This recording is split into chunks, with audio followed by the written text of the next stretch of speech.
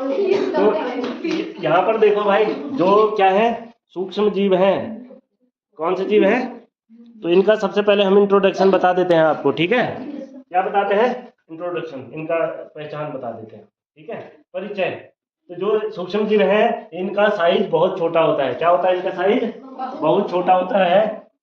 इनको हम बिना मतलब अनएडेड आइज, मतलब नेक्ड आइज से नहीं देख सकते हैं, ठीक है? और ये कहाँ, ये मतलब जैसे फंगस है, ये कहाँ किसी भी कंडीशन में ग्रो कर सकते हैं। किसी भी कंडीशन में क्या कर सकते हैं? ग्रो कर सकते हैं। जैसे क्या है हमारे पास जो फफूंद है वो कहाँ कहाँ बनती है? अलग अलग प्रकार के फफूंद देखे होंगे आपने, सूक्ष्म से लेकर बड़े तक। बड़ी फफूंद का नाम बताएगा कोई?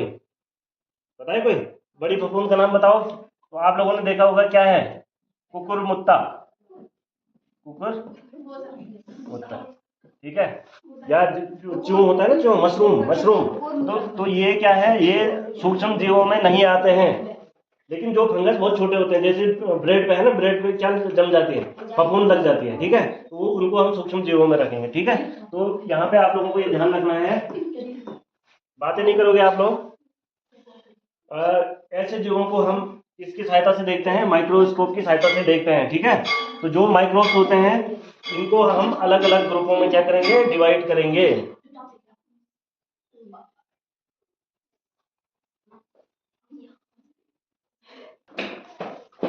तो सूक्ष्म जीवों में हम सबसे पहले बात करते हैं बैक्टीरिया की। किसकी बात करते हैं?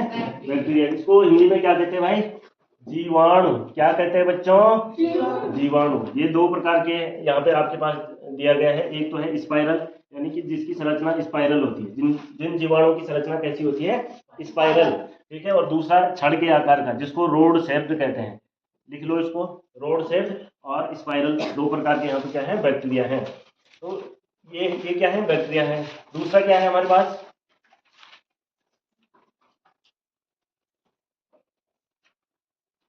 एल्गी। दूसरा क्या है? एल्गी। शैवाल। शैवाल में हम किसकी बात कर रहे हैं यहाँ पर? एक तो है क्लेमाइडोमोनास। कौन सा शैवाल है? क्लेमाइडोमोनास। और दूसरा कौन सा है? स्पाइरोगाइरा। ये स्पाइरोगाइरा है, ठीक है?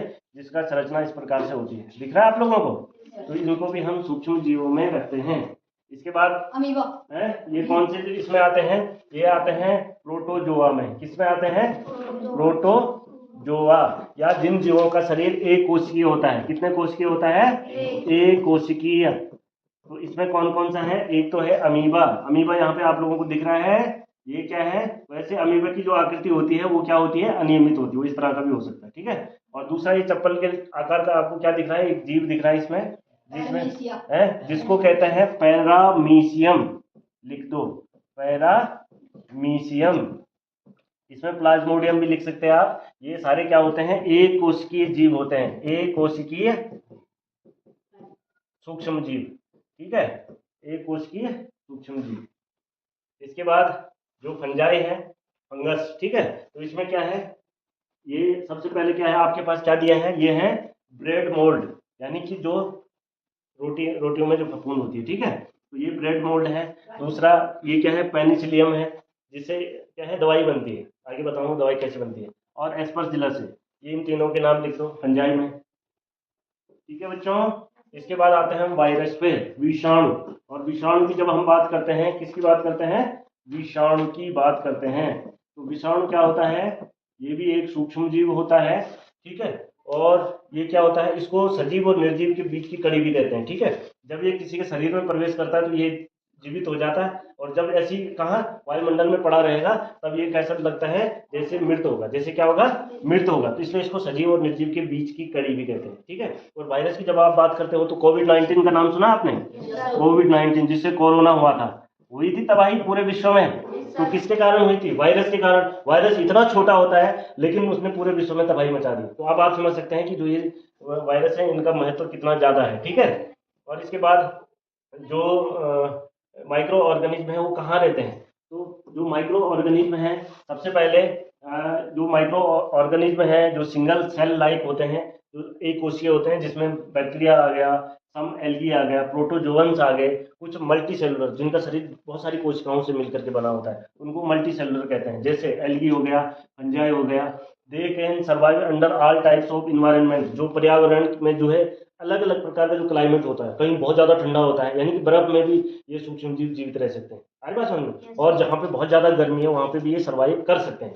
तो कहने का मतलब है जो ऑल टाइप का जो हमारा क्या है इन्वायरमेंट है, उस पर ये क्या कर सकते हैं, सर्वाइव जिंदा रह सकते हैं। ठीक है, ये बहुत ज़्यादा क्या है, पतझड़ है, रेगिस्तान है, ठीक है, और दूसरी तरह की जहाँ पे इंसानों का रहना संभव नहीं है, ऐसी जगह पर भी ये क्या रह सकते हैं, जिंदा रह सकते हैं। बहुत सारे एनिमल के शरीर में भी ये उपस्थित होते हैं। ठीक है, इवन ह्यूमंस में भी बहुत सारे सूक्ष्म जीव पाए जाते हैं। ठीक है, सब माइक्रो ऑर्गेनिज्म जो है वो कहाँ ग्रो करते हैं, वाइल अदर एग्जिस्ट फ्रीली। तो माइक्रो ऑर्गेनिज्म है तो ये क्या है, क्या कर सकते हैं, ये कहीं पर भी ग्रो कर सकते हैं। और कुछ जो सूक्ष्म जीव हैं जिसमें अमीबा है, और अमीबा है, ये कहाँ, ये अकेला रह सकता है।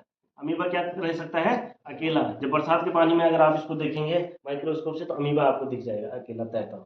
ठीक है, लेकिन कुछ जो माइक्रोस्कोप्स हैं वो क्या होते हैं, एक कॉलोनी में होते हैं। जैसे आपने जैसे किसकी दीमक की कॉलोनी होती है ना, मधुमक्खी का छत्ता, वो इसको एक कॉलोनी बोलते हैं। लेकिन ये तो सूक्ष्म जीव है, इनको आप आसानी से नहीं देख पाते हैं उनमें। ठीक है, तो इस तरह से जो माइक्रो ऑर्गेनिज्म है वो एग्जिस्ट करते हैं।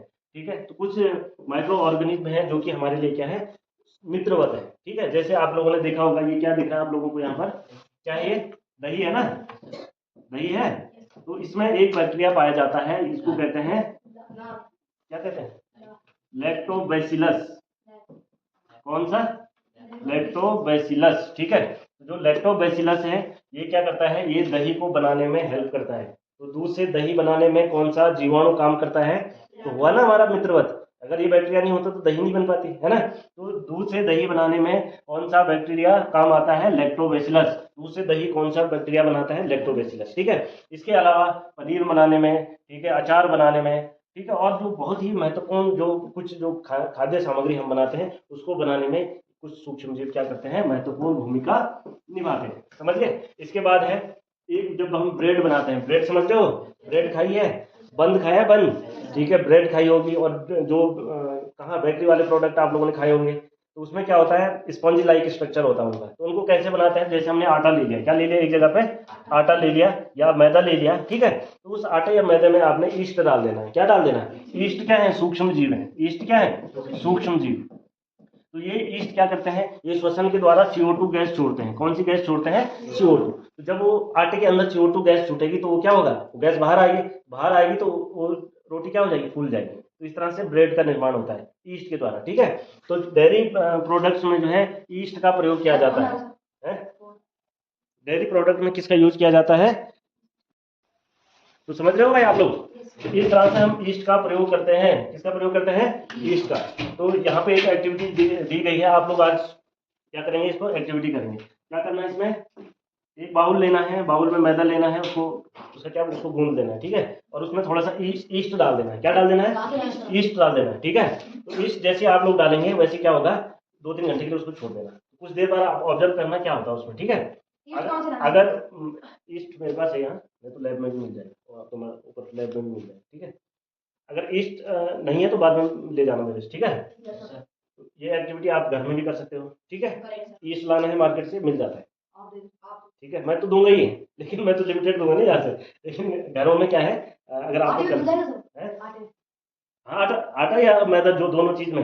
ठीक है, वो एक्सपेरिमेंट आपने करना है ना। मैंने तो अभी इससे पहले बता दिया कि आटा या मैदा लो, लेकिन आप प्रैक्टिकल करके ये भी तो बता सकते हो कि सब नहीं फूला, आटा नहीं फूला है, आ रही बात समझ में, आटा फूला या नहीं फूला, ये आप लोगों को पता चलेगा। आटे को गूंदना है, मिक्स तो करनी है उसको। अब ऐसे कोरे आटे में डाल देगा तो वहाँ ईस्ट मिक्स कहाँ हो पाएगा, है ना। ईस्ट डालने से तो उसको वो पाएगा, छोड़ दे। अच्छा, मतलब गूंदे हुए आटे में थोड़ा सा मिक्स कर दो, ऊपर डाल दोगे, फिर पूरा मिक्स होना चाहिए, ऐसे गूंदना नहीं उसको। ठीक है, हाँ, मर सकते हैं, ये देखना है। ठीक है, अब जो आप लोगों ने देखा हो, बहुत सारे शराबी लोग होते हैं, होते कि नहीं होते। तो शराब कैसे बनती है,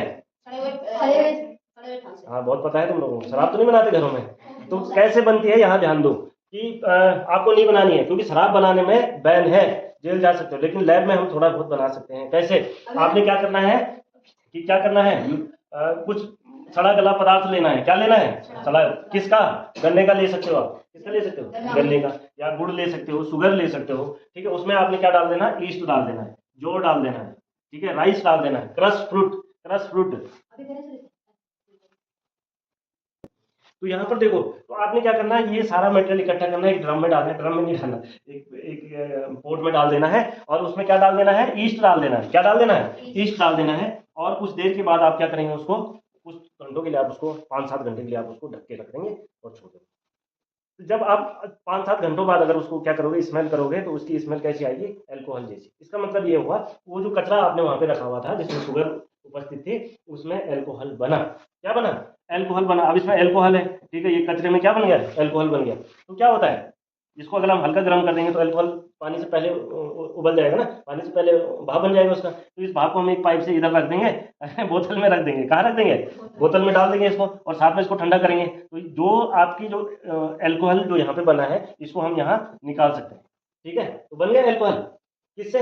जो शुगर है, व्हीट है, राइस है, इसका जो सड़ा गला जो अंश होता है उसमें ईस्ट डालने से। क्यों हुआ? क्योंकि जो ये ईस्ट है ना, ये क्या है, जब ऑक्सीजन की कमी होती है, जब क्या होती है, ऑक्सीजन ढक के रखना है, तो जब ऑक्सीजन की कमी होती है तो ये CO2 की जगह क्या है, एल्कोहल का प्रोडक्शन करते हैं। किसका प्रोडक्शन करते हैं? Ethyl alcohol. किसका? एथिल अल्कोहल को प्रोडक्शन करते हैं।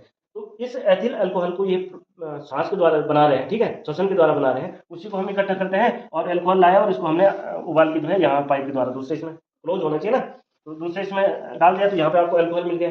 अब इसी से शराब भी बनती है, लेकिन शराब का यूज नहीं करना है, बिल्कुल नहीं करना है, क्योंकि ये लिवर किडनी को डैमेज कर देता है, ब्रेन को डैमेज कर देता है। ठीक है, आप इसका और जगह यूज कर सकते हैं। कहाँ यूज हो सकता है इसका? एक तो ये डीजल पेट्रोल के साथ मिला के ईंधन का काम भी करता है, ठीक है, जिसको रेक्टिफाइड ईंधन कहा जाता है, समझ रहे हो। दूसरा, इसका यूज जो है इंडस्ट्री में कर सकते हैं, तो उसके लिए और प्रयोगशाला में इसका यूज कर सकते हैं आप। ठीक है, तो ये अल्कोहल किसके द्वारा बन रहा है? माइक्रो ऑर्गेनिज्म के द्वारा बन रहा है। किसके द्वारा बन रहा है? माइक्रो ऑर्गेनिज्म के द्वारा। ये हल्की सी प्रोसेस है। तो सूक्ष्म जीवों के द्वारा अल्कोहल बनाने की जो प्रोसेस है, क्या है भाई? सूक्ष्म जीवों के द्वारा, सूक्ष्म जीवों के द्वारा, किसके द्वारा? सूक्ष्म जीवों के द्वारा अल्कोहल बनाने की जो प्रक्रिया है, इसको कहा जाता है किण्वन। क्या कहा जाता है? किण्वन या फर्मेंटेशन। क्या कहा जाता है? फर्मेंटेशन। ठीक है, तो समझ गए ना फर्मेंटेशन क्या हुआ। अगर आपसे कोई पूछेगा फर्मेंटेशन क्या है, तो जो सूक्ष्म जीव है, तो इसमें क्या है, जो ये क्या कर रहे हैं, श्वसन के द्वारा अल्कोहल का निर्माण कर रहे हैं। ठीक है, खास करके कौन? ईस्ट। ईस्ट के द्वारा अल्कोहल के निर्माण को फर्मेंटेशन कहा जाता है। ईस्ट के द्वारा अल्कोहल बनाने के प्रोसेस को क्या कहा जाता है? फर्मेंटेशन। ठीक है, अब है कि जो मेडिकल यूज है, किसका बताओ भाई? Medical use of micro organism. आप लोगों ने देखा होगा, जब आप लोग बीमार हो जाते हैं तो डॉक्टर के पास जाते हैं। किसके पास जाते हैं? डॉक्टर के पास जाते हैं। डॉक्टर क्या देता है आपको, बताओ? एंटीबायोटिक देता है। क्या देता है? एंटीबायोटिक देता है। ये एंटीबायोटिक क्या करते हैं, जो हमारे शरीर में जो पैथोजन है, जो रोग अणु है, रोगाणु है, ठीक है, या जीवाणु है, उनको क्या कर देते हैं, या तो किल कर देते हैं, या उनकी ग्रोथ को क्या कर देते हैं, इनहिबिट कर देते हैं, कम कर देते हैं। ठीक है, सारी बात समझ में। तो जब हम डॉक्टर के पास जाते हैं तो वो क्या करते हैं, एंटीबायोटिक लिखते हैं। तो ये एंटीबायोटिक भी किससे बनते हैं? सूक्ष्म जीवों से। जैसे पेनिसिलिन। पेनिसिलिन किससे बनता है? पेनिसिलियम नामक किससे? फफूंद से। सारी बात समझ में। तो ऐसी क्या है, टेट्रासाइक्लिन हो गया, टेरामाइसिन हो गया, टेरामाइसिन, ठीक है, टेट्रासाइक्लिन, ये सारे किससे बन रहे हैं? सूक्ष्म जीवों के द्वारा बन रहे हैं। तो है ना फायदा सूक्ष्म जीवों का, कहाँ? मेडिकल में। सारी बात समझ में। तो जो एंटीबायोटिक हैं, ये कहाँ से मैन्युफैक्चर हो रहे हैं? तो antibiotic are manufactured by growing specific micro organism and are used to cure a variety of diseases. तो स्पेशल कंडीशन में इनको क्या करा जाता है, इनको इनकी ग्रो कराई जाती है, इनकी वृद्धि कराई जाती है, और बहुत सारी जो बीमारियां हैं उनको ठीक करने के लिए इनका यूज दवाई के रूप में किया जाता है। ठीक है, antibiotic are even mixed with the feed of livestock and poultry to check microbial infection in animals. They are also used to control many plant diseases. तो ऐसा नहीं कि ह्यूमन बींग्स में ही मेडिसिन का यूज होता है या antibiotic का यूज होता है। ये जो पोल्ट्री फार्म में है, ठीक है, पोल्ट्री फार्म मतलब जहाँ पे हम क्या करते हैं, मुर्गी पालन करते हैं। तो मुर्गी पालन को हम, जो उनकी फीड होती है, उनका दाना होता है, उसमें एंटीबायोटिक ऑलरेडी मिला के दे देते हैं। क्यों? क्योंकि ताकि वो बीमार ही ना हो। ठीक है, लेकिन क्या है, उसका हमारे सबको नुकसान भी हो सकता है। क्यों हो सकता है? क्योंकि हम बिन बताए जो है एंटीबायोटिक वाले मुर्गे खा रहे हैं। ठीक है, और ज्यादा एंटीबायोटिक लेना क्या होता है? हानिकारक होता है।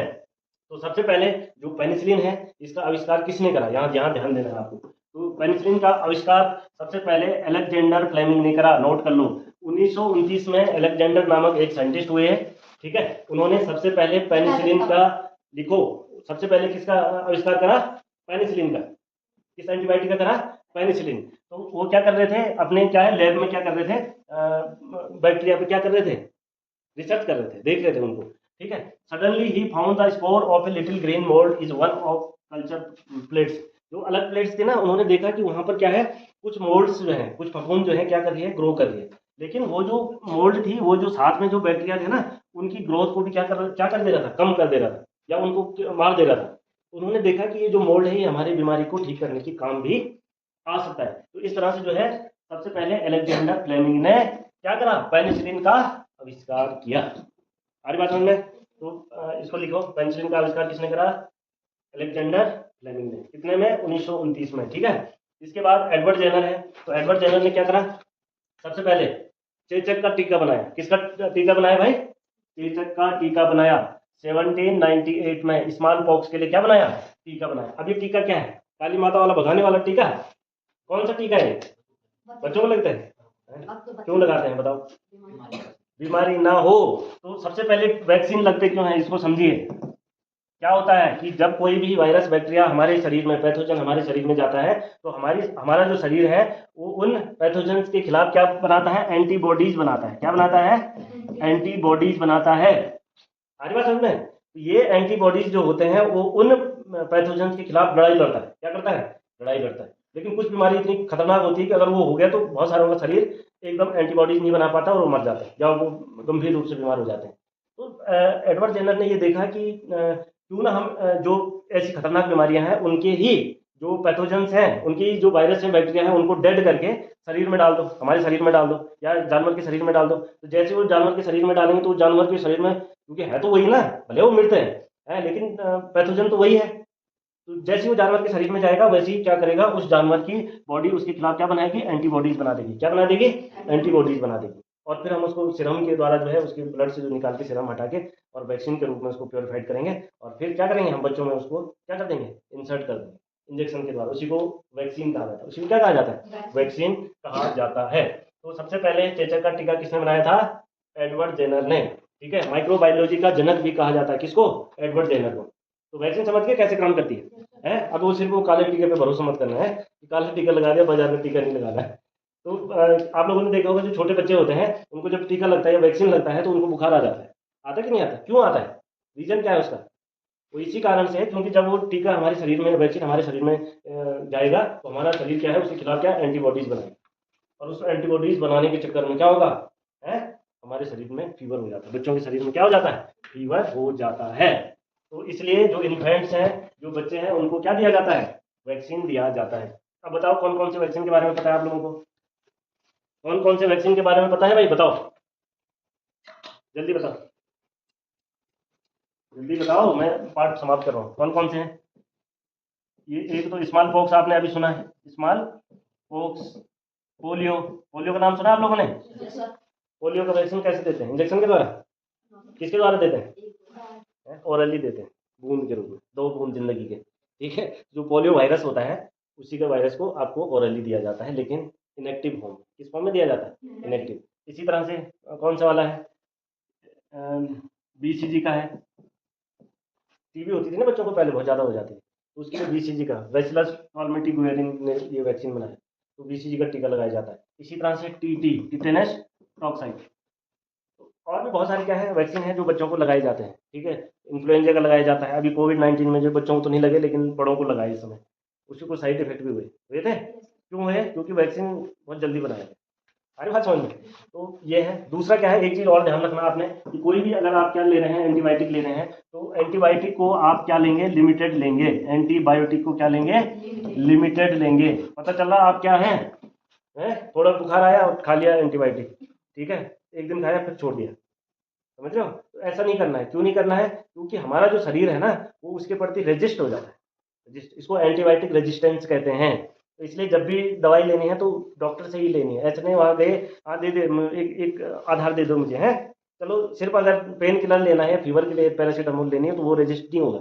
लेकिन अगर एंटीबायोटिक खाना है तो कम से कम 3 दिन 5 दिन लेना ही पड़ेगा, जब तक कि वो सारे रोगाणु को क्या न कर दे, खत्म न कर दे।